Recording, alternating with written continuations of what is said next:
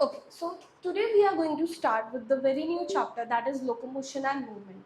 So let's first understand what all things we are going to look for in this chapter. So first thing we are going to understand is about the parts that are involved in your locomotion. So we are going to discuss about the bones, the very important factor. So first thing we are going to look for is your bones. Okay, bones में we are going to divide things such that we are going to talk about the skeletal system bones के साथ, which is your axial and appendicular. Okay, then we are going to also talk about the different joints that are present in your body, which includes your fibrous, cartilaginous and synovial joint. Then we will discuss about your types of movement, and also we have to discuss about muscles. Now basic of muscles we have already covered in previous classes, that we have three types of muscles and all, but here we are going to look into more in depth about the muscles. So let's start with the chapter. So uh, let's continue with the very first part, which is going to be your types of movement. Yes, so what are different types of movement that we can see? Can anyone guesses? Okay, so generally the type of movements that we can see are divided into four categories. Your first is your ciliary movement. Your ciliary movement, which is going to be with the help of cilia. Yes. Then amoeboid movement, which is moreover we can say random movements. Then we have flagellar movement, which is obviously going to be there with the help of, which we can see in the lower organisms. And lastly is our skeletal or muscular movement, in which we are going to talk about your muscle, bones and joints. I hope the types of movements are clear. It's a very small topic that we have to be discussed. Let's move to the next part, that is going to be the skeletal system. Now when I talk about skeletal system, the very important factor that come is your bone. Yes, the bone plays the very important role. So we are going to understand first the structure of bone. Now how many bones are there in your body? Total we are going to have 206 bones in our body. Now these bones are divided into different types, that also we are going to look for. And first we are going to understand the general structure of the bones.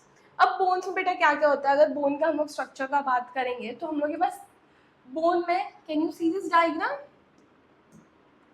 Yes. So your bone is having, बीच में hollow होता है. Yes. Then it is having a cartilage which is known as articular cartilage in the ends.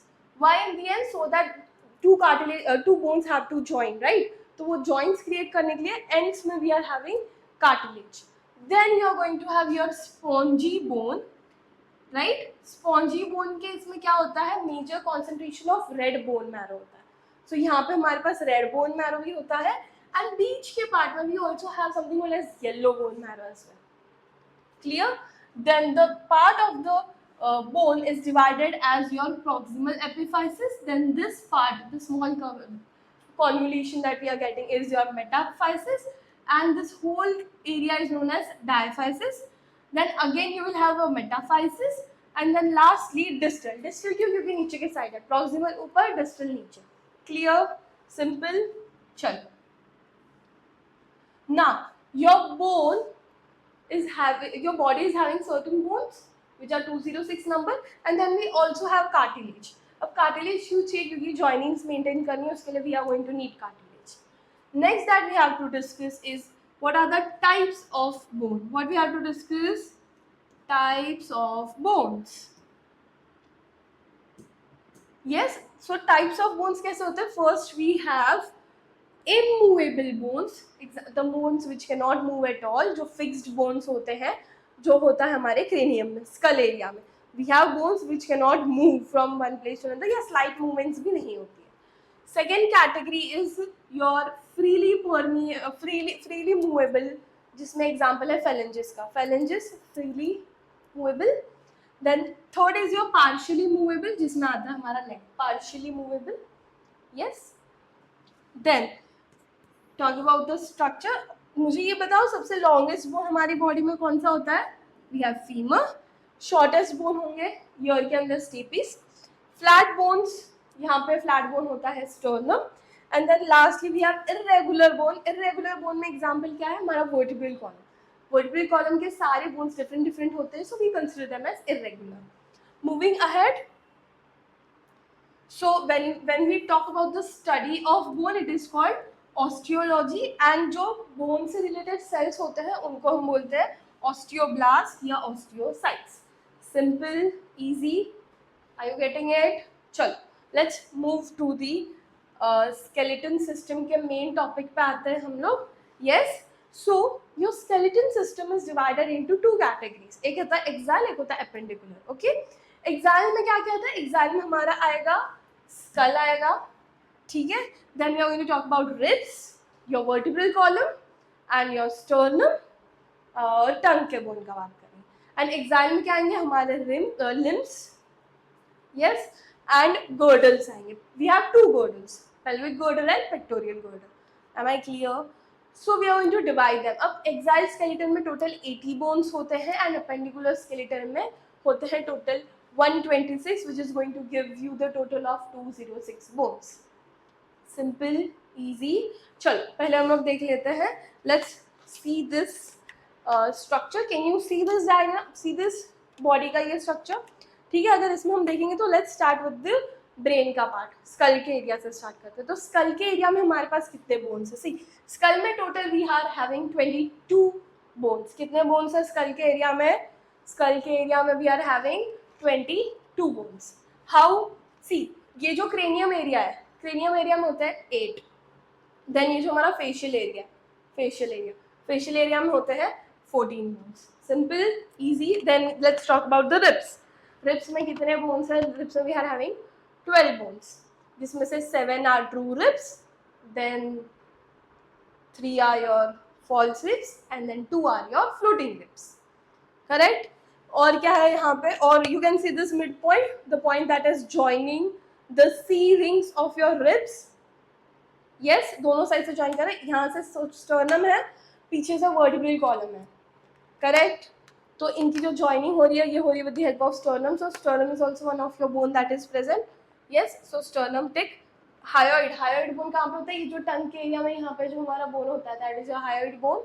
Yes, hyoid bone discuss किया. Then we have ears के अंदर 3 bones होते हैं, malleus, incus, stapes. दोनों side पे 3 is going to give you 6. Simple, easy. Now let's come to the appendicular. Appendicular में क्या आने वाला है? अपने limbs. Can you see this limbs? Let's see the limb का structure. Just give me.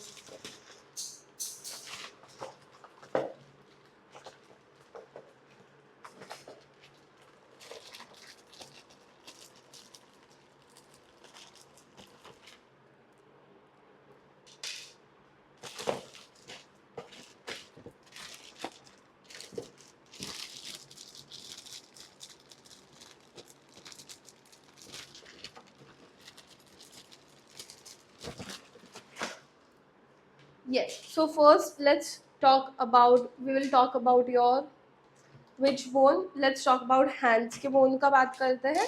So this is your, what is this? Radius, ulna. Yes, then you have this hands का area जिसमें carpals, metacarpals होते हैं. Then you have phalanges as well. Yes, so this is going to give you 30. Okay, each side is going to give you 30. So 30 hands में, 30 legs में, दोनों side 30. So 30, 30, 60, 30, 30 is going to give 120. Yes. Then can you see this is your lower limbs का part है. These are your lower limbs का part. Yes. Then you also have patella also is included in this category, which is going to give the total sum for us. Easy. Yes guys. चलो. So कितना होता है? Let's see how many you have. You have one legs का बात करते हैं. You have one femur. Yes.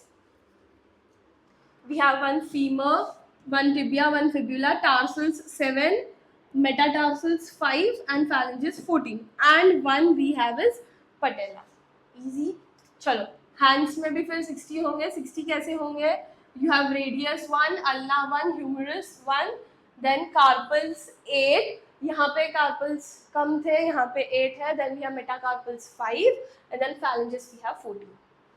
Simple, easy. Then let's talk about pectoral girdle. Pectoral girdle में clavicle होता है, स्कैपुला होता है, 2 2 is going to give you the total of 4. Then we have pelvic girdle जिसमें 3 bones होते हैं, but we calculate them as 2 because 2 bones are fused and formed into 1. So hence this whole scenario is going to give you the total of 206. Easy, yes. चलो let's move ahead. हम लोग सबको individually पढ़ते हैं. Yes. So your skull is having total 29 bones. Total की बात कर रही हूँ, पूरा अगर स्कल एरिया की. पीछे हमने देखा 22, but we didn't included hyoid and other things. Total 29 bones है which are divided by the sutures. Sutures के थ्रू डिवाइडेड है, ठीक है. सो जिसमें स्कल का 22 पार्ट है, facial bones 14, cranial bones 8, hyoid 1 and ear ossicles 6. Easy. Now let's see कि कौन से बोन्स कितने हैं. अब हम लोग पहले स्टार्ट करते हैं क्रेनियल बोन्स से. सो क्रेनियल बोन्स में क्या आता है? We have frontal which is 1, parietal 2, temporal 2, ethmoid जो ये एरिया में होता है, you can see in the diagram, ethmoid that is 1, sphenoid internal that is 1, and then occipital is 1. This gives you the total of 8. Then we have facial bones. Facial bones में क्या? You have nasal में 2, nasal 2. Then you have lacrimal gland, यहाँ पे होता है lacrimal gland, yes. Then you have one vomer यहाँ पे. Then you have 2 zygomatic bone, this cheekbones. Then you have inferior nasal का area which is having 2 bones. Then maximal 2 होते हैं जो joint हुए हैं यहाँ पे, and then 1 mandible, and then you have 2 palatine area जो nose की ये area में होता है. So this total is going to give you 14. Easy peasy. चलो, स्ट्रक्चर याद रखना है हमको, इनका नाम भी याद रखना है, कितना क्या प्रेजेंट है ये भी याद रखना है. हाउ मैनी, व्हाट फ्रंटल कितना है, पैराटाइल कितना है, जाइगोमेटिक कितना है, 1 2 whatever it is, you have to remember it. Okay, चलो. Now let's discuss about your vertebral column. Very important. Vertebral column को हम लोग न्यूरल कैनल भी बोलते हैं. यहाँ पे कितने होते हैं? 24 बोन्स होते हैं. How they are divided? So they are of different structure, different size. Okay, total 26 है, जिसमें से cervical area, can you see this cervical area which is the neck region is having 7 bones. How many bones? 7. अब यही region का जो सबसे first bone होता है उसको हम लोग क्या बोलेंगे? What is the first bone called? First vertebrae is called atlas and second vertebrae is called axis. अब ये axis के पास ना सब peg like structure होता है. Can you see the axis? इसके नीचे ये वाले एरिया में है. सो एक्सिस में होता है पेग लाइक स्ट्रक्चर. क्यों होता है स्ट्रक्चर? ताकि वो जॉइनिंग दे सके. अब उसका नाम क्या है? Odontoid process. क्या बुलाते हैं हम उसको? Odontoid process. Coming back to your thoracic region, obvious है थोरैसिक रीजन में 12 होंगे. अब लेट्स साइमल्टेनियसली आल्सो लुक कि ये बोन्स का टाइप कैसा होगा. सर्वाइकल में कैसा है? कर्व्ड स्ट्रक्चर होगा इंटरनली. थोरैसिक रीजन में कर्व्ड स्ट्रक्चर होगा बट पोस्टीरियर साइड पे. Then we have lumbar region जिसमें 5 होते हैं, कर्व्ड होता है एंटीरियरली. ओके, एंटीरियर साइड पे होगा. देन यू हैव एस मतलब क्या? यहाँ पे मैंने एस लिखा, मतलब क्या? वी हैव एस से सेक्रम. सेक्रम में क्या होता है? 5 बोन्स होते हैं जो फ्यूज होके एक बना है. मेजरली पेल्विक गर्डल का एरिया है. अब यहाँ पे कैसा होता है? You have to remember, female में ये शॉर्टर होगा कि वाइडर होगा? फीमेल में शॉर्टर होगा एंड वाइडर होगा. मेल्स में लार्जर होता है, नैरोअर होता है. They don't have wider one. Okay, then you have the last coccygeal region जिसमें 3 to 4 बोन्स जो होते हैं वो फ्यूज होके एक बोन बना है. And that is the reason you have 26 in number. अगर हम लोग नर्व्स की बात करेंगे तो यहाँ पे टोटल 31 स्पाइनल नर्व्स होती है. If you remember in the nervous system we have studied. क्यों 31 होती है? क्योंकि एक्चुअली में बोन्स 31 है, बट नीचे के जो बोन्स है वो फ्यूज है, इसीलिए we have 26 vertebrae only. Simple. Am I clear? Sure? अब in between this vertebral column there is going to be a disc. Disc को क्या बोलेंगे? इनवर्टिब्रल डिस्क होती है जिसके अंदर इलास्टिक पैड्स होते हैं which is going to help in the mobility of your vertebral column. Hence we are able to move the vertebral column. तो ऐसा movements होती है ना बेसिक, वो होती है. सिंपल है, समझ गया इतना? आगे बढ़ते हैं अपन. चलो नेक्स्ट वी हैव स्टोर्नम. ठीक है, अब स्टोर्नम का जो स्ट्रक्चर है, एक स्ट्रक्चर है बट उसको हमने 3 पार्ट्स में डिवाइड किया हुआ है. ठीक है, your sternum is nothing but the one which is going to connect C shape rings को कनेक्ट करने वाला है. Yes, okay. अब इसमें 3 पार्ट्स हैं. अपर मोस्ट पार्ट जिसको हम मैन्यूब्रम बोलेंगे, मिडिल पार्ट जिसको हम बॉडी बोलेंगे, एंड एंड पार्ट जिसको हम बोलते हैं स्फिनॉइड प्रोसेसेस. अब ये प्रोसेसेस की होती है ताकि वो दूसरे किसी बोन में जॉइनिंग में हेल्प कर सके एंड बाकी की फंक्शनिंग में भी रोल प्ले करता है. ठीक है, इसका काम क्या है? It is going to protect the internal organs and help the respiratory mechanism.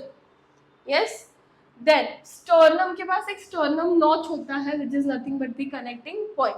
You want to see sternum notch दिख रहा है? पॉइंटेड स्ट्रक्चर जो पॉइंट करने में हेल्प करेगा.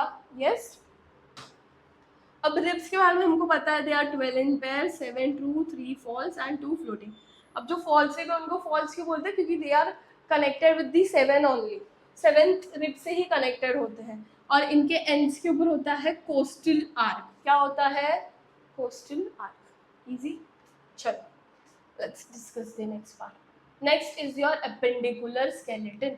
अब देखो, we already saw the structures and all, I am not going more into depth but I will try to give the points which are extra to you guys. ठीक है, जो भी एक्स्ट्रा पॉइंट्स हम cover करेंगे, जो भी हमने already discuss किया उसको मैं रिपीट नहीं कर रही हूँ अभी के लिए. चलो, अब can you see the structure? Yes, हम लोग अपेंडिकुलर में इसीलिए डायरेक्टली मैं गर्डल्स पे जा रही हूँ क्योंकि बोन्स का बेसिक स्ट्रक्चर जो है लिम्स में क्या होता है वो हमने ऑलरेडी जब टेबल बनाया तब डिस्कस कर लिया. तो अभी मैं डायरेक्टली गर्डल पे जा रही हूँ. हमारे पास 2 गर्डल है, pectoral girdle and pelvic girdle. Okay, now let's start with the very first girdle which is your pectoral girdle. Pectoral girdle कहाँ पे है? यहाँ पे शोल्डर एरिया में है. ठीक है, क्या क्या होता है यहाँ पे? यहाँ पे होता है क्लैविकल होता है और एक स्कैपुला होता है. Can you see the clavicle in the diagram? Can you see the clavicle in the diagram? yes, clavicle which is nothing but your collarbone. Then you have the other part which is your scapula, the blade, shoulder blade जिसको बोलते हैं. अब ये दोनों के बीच में एक cavity generate होती है या which is known as your glenoid cavity. क्या होती है? glenoid cavity. Then what all things you have? So this is the structure of your basically this part, right? Yes. और क्या होता है? You are having acromion. Very important. Acromion क्या है? It is a point of attachment. Yes, point of attachment है. और क्या होता है? स्कैपुला के पास प्रोसेसेस होते हैं. स्कैपुला के प्रोसेस का नाम क्या है? Coracoid process. क्या नाम है? Coracoid. Can you see the process here in the diagram? This ऐसा वाला जो structure, that is your coracoid process. Simple, sure, पक्का? आगे जाए, बेसिक यही स्ट्रक्चर याद रखना है. Let's go to the next one. Next क्या है हमारा? Next is your pelvic girdle which is in the hip area. Hip bone के यहाँ पे जो होता है वो. अब पेल्विक गर्डल में there is a lot of labelings given here but you just need to remember some few important points from this part. यहाँ पे 3 बोन्स है. एक है sacrum, then we have sacrum के अलावा और क्या होता है? ये सैक्रम हमारे काम का है. yes, obviously it is in the middle. yes, we have ilium and we have pubis and we have sacrum. okay, so also we can say ilium, ischium and pubis का एरिया. sacrum तो बीच का area, इतना हम notice नहीं करेंगे फिलहाल के लिए. so this is your coccyx. yes, coccyx region दिख रहा है. ये हमारा sacrum है. sacrum अपना बोन का वर्टिब्रल कॉलम का. yes, अब यहाँ पे can you see where is pubic arch? Your pubic arch. तो यहाँ पे क्या है? प्यूबिक एरिया होता है. प्यूबिक सिम्फिसिस ये बीच में. This both are having your pubic arch. This structure. Yes, है यहाँ पे. यस, यहाँ पे देखो, यहाँ पे दिख रहा है. You have a lot of ligaments also which are present. Then this area is your ilium, this area is your ischium and ये जो बीच का एरिया उसको हम बोलते हैं प्यूबिस. अब ये बोन्स जो है वो कंडेंस होते हैं एंड इसीलिए we have considered them into only 2 bones rather than considering into 3 bones. Now here we have something called as acetabulum. What is acetabulum? Yes, guys, what is acetabulum? The head of femur to join with the pelvic girdle, that area is known as acetabulum. pelvic girdle से जो head का area को join कर रहा है, that is known as your acetabulum. यहाँ पे काफी सारे articular cartilages भी हैं. Yes.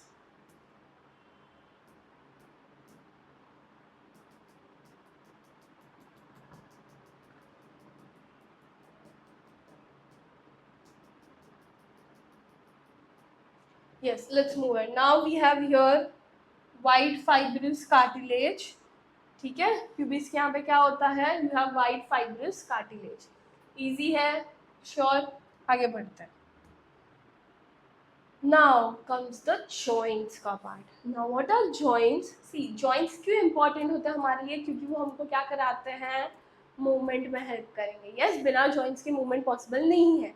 अगर जॉइंट्स के बिना बॉडी है तो it will be just a body. जैसे कि ये है, ये जो स्केलेटन मैंने यहाँ पे लाया है, ये स्केलेटन के अंदर जॉइंट्स नहीं है, तो they can't move, right? It is the stiff structure. तो इसीलिए joints are important. Now what are joints? It is nothing but the place of articulation of two or more bones. Two or more bones when joined, that is nothing but your joint. Yes. Now your joints are divided into three categories. One, fixed joint.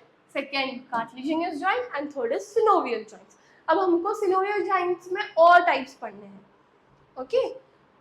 बाकी दोनों का कोई इतना importance है नहीं. So first we have is your fixed joint. Fix joint क्या होता है? जो ज़्यादा मूवमेंट में हेल्प नहीं कर रहे. जॉइंट ये सब दो बोन्स को जॉइंट रखने में हेल्प करेंगे. तो उसमें क्या आएगा? हमारा स्कल बोन, स्कल का area. Then you have pelvic bones का एरिया. अब इनमें होता क्या है? No movement. अब यहाँ पे एक इम्पॉर्टेंट चीज़ जो हमको याद रखनी है कि synovial cavity and ligament are absent. तो ये लोग जो जॉइनिंग है, इफ यू रिमेम्बर स्कल में भी मैंने लिखा था, वो लोग सूचर्स की हेल्प से जॉइंट है एक साथ. सेकेंड, अगर हम लोग कार्टिलेजिनियस की बात करें तो कार्टिलेजिनियस में क्या हो रहा है? एग्जाम्पल है वर्टिब्रे, रिब्स, स्टर्नम और मैंडिबल, जो स्लाइटली मूव करते हैं, ज़्यादा मूवमेंट नहीं देते.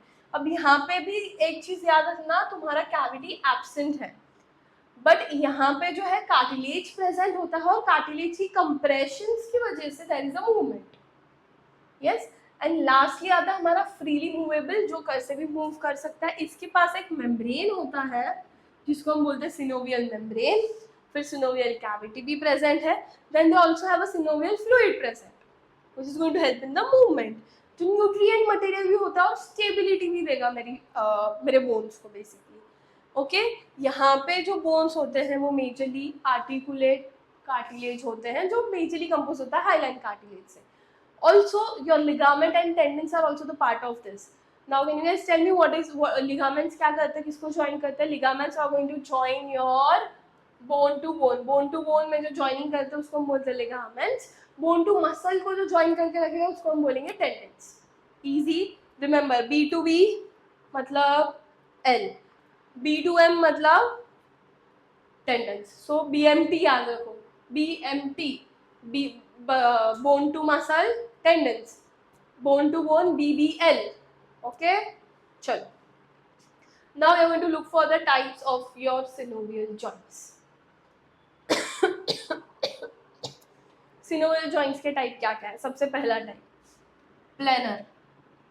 कहाँ पे होता है? कार्पल्स का जो ये एरिया यहाँ पे होता है. तो ये कैसा है?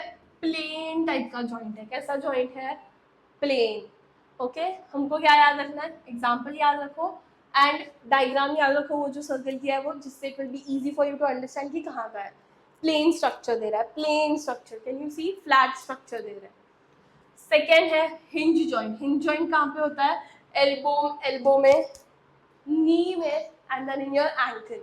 यस. अब मेजरली ये ऐसा फॉर्मेशन करता है. जो मूवमेंट है मेरी यहाँ पे, ये जो मूवमेंट है, सॉरी, ये जो मूवमेंट है, इसके लिए जो कनेक्शन चाहिए वो देता है. ओके. चलो नेक्स्ट है पाइवोट जॉइंट. ये क्या करता है? ये हम लोग के कहाँ, कौन से पार्ट की मूवमेंट में हेल्प करता है? योर एटलसिस की मूवमेंट में हेल्प करता है. देन ह्यूमरस रेडियस अल्ना के बीच में भी होता है फॉर द मूवमेंट. तो ये जो है ये दो ऐसा स्ट्रक्चर फॉर्म करता है, दोनों को ज्वाइन करने का काम करता है. Yes, yes, correct, easy. Then we have condyloid.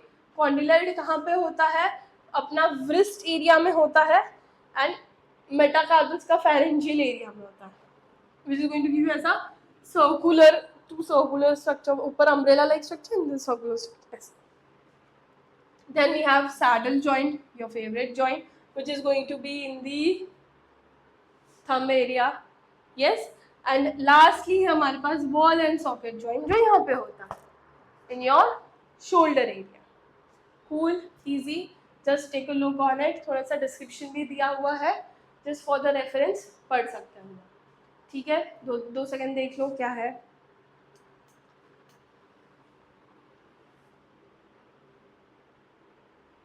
चलो लेट्स गो अहेड. अब आते हैं हमारे नेक्स्ट पार्ट पे, which is your muscles. Very important. Muscles के बिना फंक्शनिंग नहीं होता. So the thing, this side I have placed हमारा muscle. It's looking reddish in colour, but क्या कॉन्सेप्ट है, क्या है, वो भी हम लोग समझेंगे. ओके. सो बेसिकली हमको पता है कि your muscles are of 3 types. Your skeletal muscle, your smooth muscle and your cardiac muscle. Yes, can you see these images? Yes, skeletal, cardiac and smooth. अब skeletal muscle का दूसरा नाम क्या है? Striated muscle. Why I am calling it striated muscle? Because it has striations. Striations का मतलब क्या होता है? It has bands. क्या होता है इसके पास? What does it have? It has bands. Yes, light and dark. Plus it is going to control your voluntary actions. अगर मैं स्मूथ की बात करूं तो there is no bands. Example है हमारा involuntary actions. तो स्मूथ को हम लोग बोलते हैं नॉन स्टाइरेटेड. अब आता है हमारा थर्ड कैटेगरी. थर्ड कैटेगरी क्या है? कार्डियक वाला है. सो कार्डियक में क्या हो जाता है? कार्डियक में we are going to have bands. That means they are going to have light and dark bands, but they are involuntary. अब इनवॉलेंट्री होने की वजह से we can't place them in striated also and non striated also. दोनों में नहीं कर सकते. दोनों की हाफ कैरेक्टरिस्टिक्स है. Hence we are calling them differently a cardiac muscle, जिसका एग्जांपल है अपने हार्ट के मसल्स. इजी. ये डायग्राम अगर आया एग्जाम में फॉर लाइक कोई डायग्राम बेस्ड क्वेश्चन के लिए तो भी हम लोग कर सकते हैं. Observe the diagram carefully. ठीक है. चलो, अब जो स्केलेटल मसल है, it is divided into 2 types, red and white fibres या red and white muscle fibres. अभी हमारे मसल की फाइबर्स जो है ना, वो एक पर्टिकुलर प्रोटीन से बने हैं जिनको हम लोग ग्लोबिन बोलते हैं. So here majorly we are going to talk about myoglobin. Okay. So अगर मैं रेड वाले की बात करूं तो what is happening in the red? So red में रेड कलर क्यों है? Because of the presence of heme group. So you know haemoglobin में haemoglobin, heme, then globin. So here also we are having red pigment, जिसकी वजह से we are calling it as myoglobin. Now these myoglobin has the ability to get attached to your oxygen. तो बन जाता है oxymyoglobin, जैसे haemoglobin में था ना, सेम. Then अब ये होता क्या है? During your muscle contraction. Whereas white fibers में क्या होगा guys? White fibers में they are not going to have myoglobin simply. तो ये मसल कॉन्ट्रैक्शन में हेल्प नहीं करते and they are going to be in the lighter colour. They don't have the pigment, so they will not be in the reddish या कोई और normal no colour वाला pigment होता है. सेकेंड, बॉडी में रेड ये जो रेड मसल फाइबर्स होते हैं, इनके अंदर होती है ज़्यादा माइटोकॉन्ड्रिया. वाइट मसल फाइबर्स के अंदर होते हैं कम mitochondria. Next, blood cap. Obviously जो ऑक्सीजन को कैरी करने वाला है तो उसके पास ब्लड कैपिलरीज भी ज़्यादा होगी. तो red is having more blood capillaries, white is having less blood capillaries. ठीक है. अब रेड मसल्स में सैक्रोप्लाज्मिक रेटिकुलम कम होता है. सैक्रोप्लाज्मिक रेटिकुलम क्या होता है? सैक्रोमियर, मसल्स का जो पार्ट है एक सैक्रोमियर, उसमें जब एंडोप्लाज्मिक रेटिकुलम होता है तो हम उसको सैक्रोप्लाज्मिक रेटिकुलम बोलेंगे, जो हमने ऑलरेडी सेल वाले चैप्टर में पढ़ा है. Okay clear? तो यहाँ पे in red muscles it is going to be less, in white muscles it is going to be more. Cool. Next, अब ये मेजरली क्या करता है, रेड मसल फाइबर्स, जब हमारा एरोबिक रेस्पिरेशन हो रहा है, तो यू गाइस रिमेंबर जब कभी भी बाई चांस अगर ऑक्सीजन कम हो गया तो लैक्टिक एसिड का फॉर्मेशन होता है, फिर मसल फटीग होता है. तो ये दोनों फाइबर्स हमको उस प्रोसेस के लिए प्रिपेयर कर रहे हैं. जैसे कि रेड मसल फाइबर में what is happening, they carry out the aerobic oxidation without the accumulation of much lactic acid. yes, lactic acid को accumulate होने नहीं देंगे.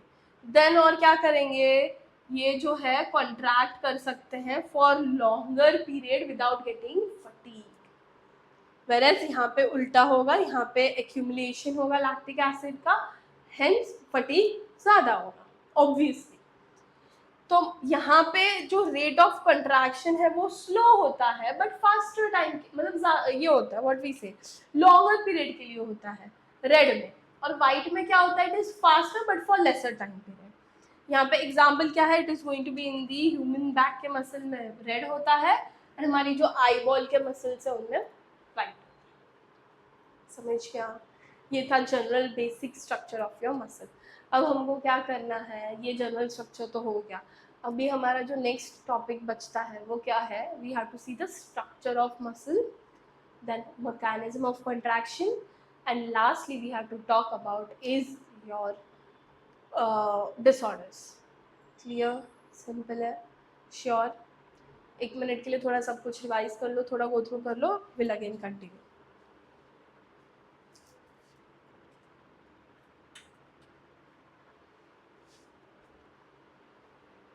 चलो करते कंटिन्यू.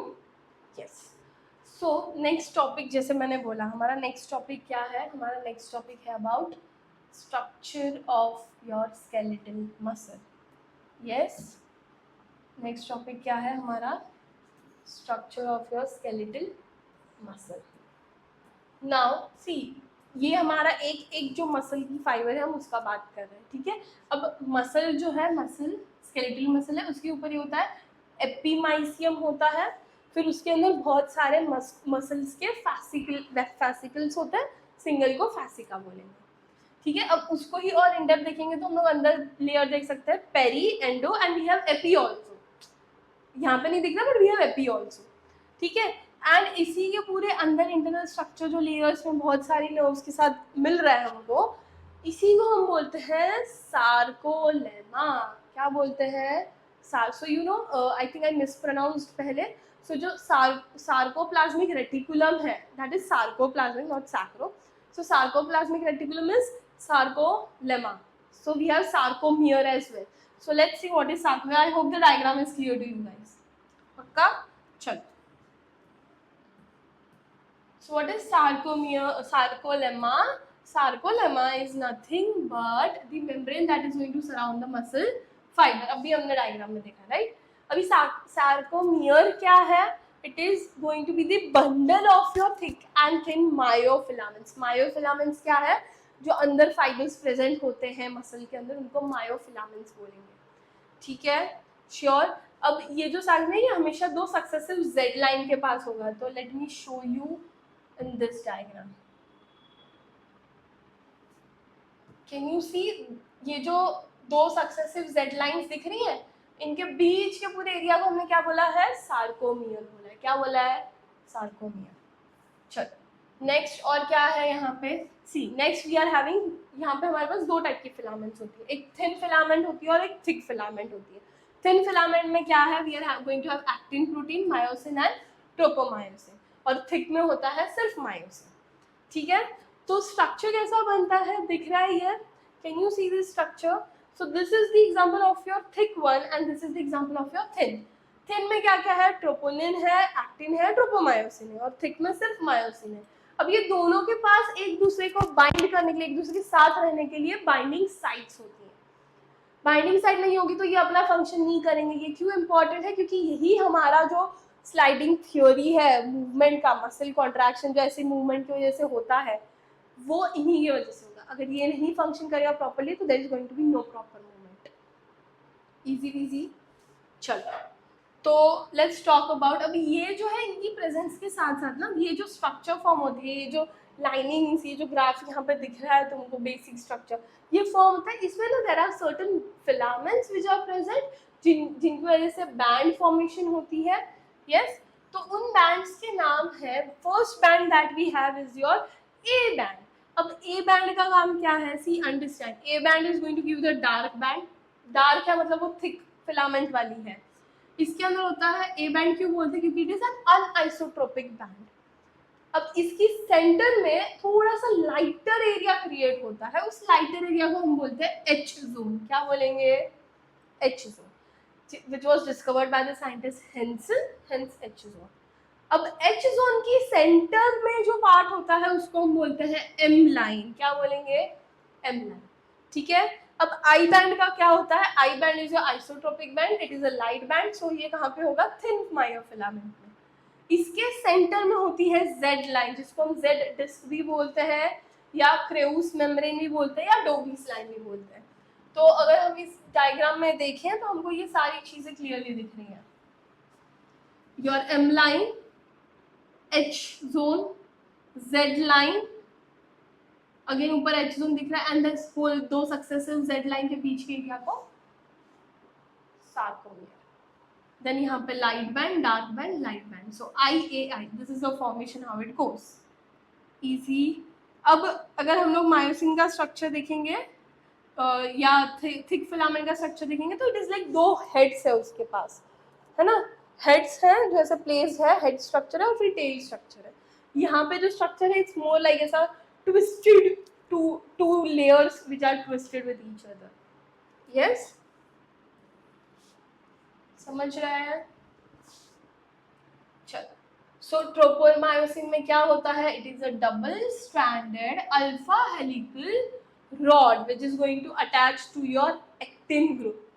यस, एक्टिन पार्ट को जो अटैच करने वाला है, कब अटैच करेगा, during the resting phase normally attach करेगा, और ड्यूरिंग द रेस्टिंग फेज क्या होगा, वो जो है ना एक्टिव साइट के ऊपर रहते हैं, उसकी वजह से क्या होगा, there is going to be no attachment of actin and myosin, क्योंकि हर बार मसल कॉन्ट्रैक्शन का जरूरत नहीं है। At some point I need to break that bridge, एक ब्रिज जो फॉर्म होने वाला है, तो उसके लिए इसका काम बहुत इंपॉर्टेंट है, क्योंकि ये एज ए कैप एक्ट करता है। तो जब रिक्वायरमेंट है तो कैप हट जाती है, जब रिक्वायरमेंट नहीं है तो वापस कैप आ जाती है। ठीक है, सेकेंड है ट्रोपोनिन। ट्रोपोनिन में 3 सब यूनिट्स होते हैं, एक होता है आई, टी और सी, तीनों भी टाइप ऑफ प्रोटीन है। इनके पास बहुत ही ज्यादा अफिनिटी होती है for attaching with the other tropomyosin का कॉम्पोनेंट्स इनके साथ, और specifically CAA which is the calcium, बहुत ही इंपॉर्टेंट रोल प्ले करता है। Yes, then we have actin. Actin is very important, क्योंकि वो अपना किसका है, थिक फिलामेंट का पार्ट है कि थिन फिलामेंट। ठीक है, अब इसमें डबल स्ट्रैंडेड स्ट्रक्चर होता है, और एफ एक्टिन प्रोटीन का मॉलिक्यूल जो है वो बना कैसे है, it is form because of the monomeric G actin का पॉलीमराइजेशन से। जी एक्टिन पॉलीमराइज होकर बना है एफ एक्टिन, समझ आया। फिर आता है मायोसिन। मायोसिन में क्या होता है, मायोसिन में आई टोल्ड यू ना स्ट्रक्चर 2 हेड वाला है, तो here we have 2 polypeptide heavy chains and 4 light chains which are going to combine and give you the structure which is going to form that 2 globular head structure and एक long tail जो कि looks like 2 twisted layers के साथ में या tail के साथ mix किए। अब यहाँ पे ये जो heavy chains का formation हुआ है, यहाँ पे हमारे पास 2 बनी है, एक heavy chain बनती है, एक light chain बनती है। तो heavy chain को हम बोलेंगे HMM and light chain को बोलेंगे LMM. So LMM is going to be light meromyosin and H is going to be your heavy meromyosin. Cool. अब इसका काम क्या है, इंपॉर्टेंट हमारे लिए हैवी है, क्योंकि it is going to have the binding site for actin, यही एक्टिन के साथ अटैच हो जाएगा। ठीक है, चलो हम आते हैं हमारे ऑलमोस्ट फाइनल स्टेज पे, विच इज दी मैकेनिज्म। अब ये मैकेनिज्म का नाम क्या है, मैकेनिज्म का नाम है sliding filament theory, and it was given by the 2 groups of scientist, मतलब टोटल 4 साइंटिस्ट के नाम याद रखेंगे हम लोग। ठीक है, क्या है पहला, AF Huxley and Ralph Nitschke basically, and second is H.E. Huxley and Jane Hansen. In 1954 he gave us this theory. ठीक है। अब यहाँ पे होने क्या वाला है, यहाँ पे जो सैक्रोमियर का लेंथ है, जब कॉन्ट्रैक्शन वगैरह हो रहा है तो length of sarcomere is going to decrease, so the size of I band is also going to decrease, but H zone जो है वो नैरो होगा और ए जोन जो है वो वाइडर होगा, या ए लाइन जो है वो वाइडन होगी। वाइडन होगी? नहीं होगी। ए लाइन जो है वो मेजरली क्या होगी, रिमेन्स कांस्टेंट, और लेंथ ऑफ थिन और थिक फिलामेंट में भी कोई चेंज नहीं होगा। Clear? Now let's see this structure और फिर मैं तुमको मैकेनिज्म के स्टेप्स दिखाती हूँ। सो नॉर्मली क्या हो रहा है, नॉर्मल स्टेप में अगर तुम देखोगे तो हमारा हेड था, हमारा एक्टिन था, ठीक है, और ऊपर एक कैप थी। वो कैप रिमूव होती है, कब रिमूव होती है, एटीपी और एटीपी एनर्जी चाहिए कॉन्ट्रैक्शन करना है तो, ठीक है, हाइड्रोलिसिस होगा जिसकी वजह से एटीपी आ जा रहा है, एटीपी हाई एनर्जी बिल्डअप करता है जिसकी वजह से मेरा जो ऊपर का कैप था वो रिमूव हुआ। कैप के रिमूव होते ही the head is going to attach the actin and it is going to then in the third form a cross bridge. Cross bridge बनाने के बाद मुझे वो क्रॉस ब्रिज को तोड़ के उसको आगे शिफ्ट कराना है, तभी मैं पीछे वाले मसल का वापस आगे फंक्शन कराऊंगी। सो फर्स्ट स्टेप में क्या हुआ, मायोसिन का हेड जो है वो एक्टिन को अटैच किया, यस, और क्रॉस ब्रिज फॉर्म किया।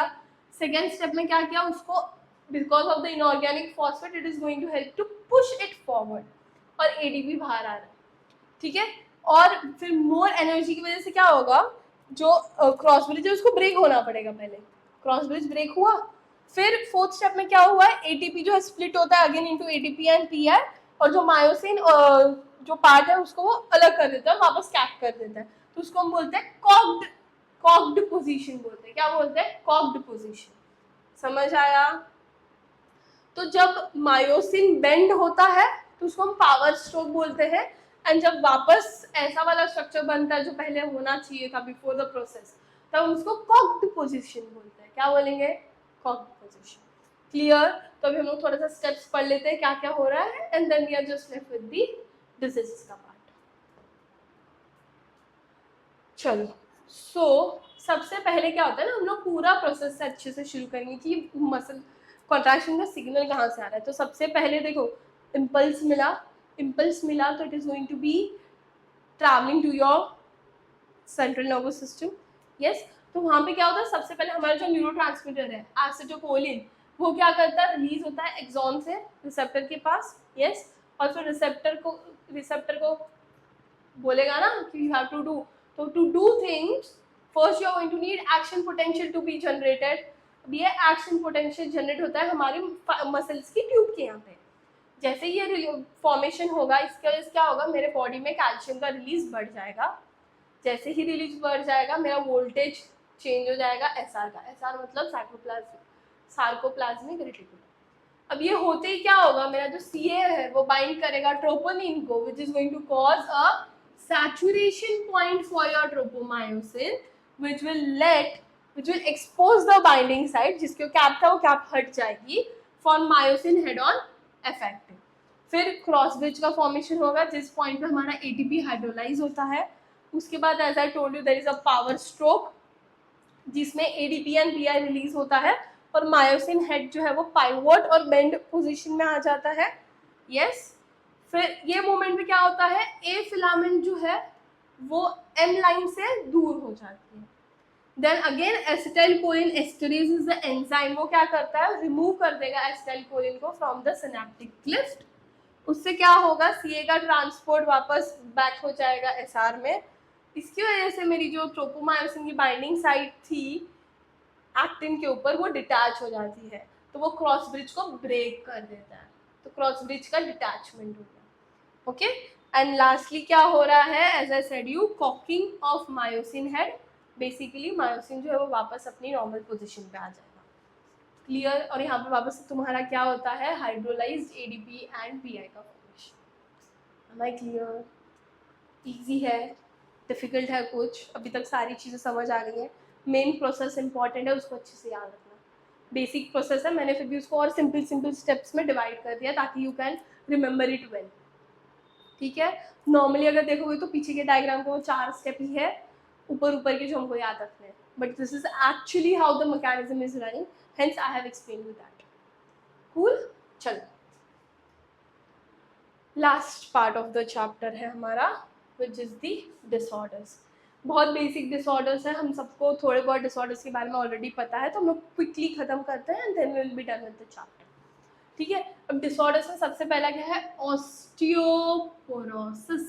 इसमें क्या होता है, मेरी बॉडी में बोन के अंदर जो मिनरल्स और फाइबर्स होते हैं वो कम हो जाते हैं, बिकॉज हमारे बोन के अंदर जो मैट्रिक्स होता है ना, उसके अंदर ये सारी चीज़ें होती है, कैल्शियम और बहुत सारी चीज़ें होती है. अगर ये कम हो गया तो व्हाट विल हैपन, हमारा बोन पोरस होने लगेगा, बोन डेंसिटी कम होने लगेगी. अब ऑस्टियोपोरोसिस जो है वो मेजरली हॉर्मोन्स के वजह से हो रहा है.